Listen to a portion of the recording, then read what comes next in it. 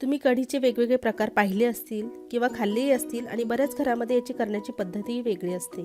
पण मी आज तुमच्यासाठी अगदी वेगळ्या पद्धतीची कढी घेऊन आली आहे. ही कढी मी बनवणार आहे बहुगुणी आवळ्यापासून. खूपच अशी पौष्टिक बनवून तयार होते, चवीलाही खूप छान लागते.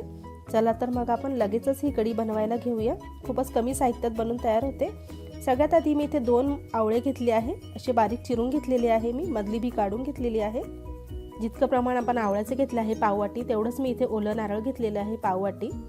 आता हे सगळं साहित्य आपण मिक्सरला वाटून घेणार आहोत. त्यासाठी अर्धा इंच आल्याचं घेतलेलं आहे आणि 1 मिरची घेतली आहे आणि 1 चमचा मी इथे तांदळाचं पीठ घेतलं आहे. अगदी बारीक वाटून घ्यायचं आहे आपल्याला पाणी घालून.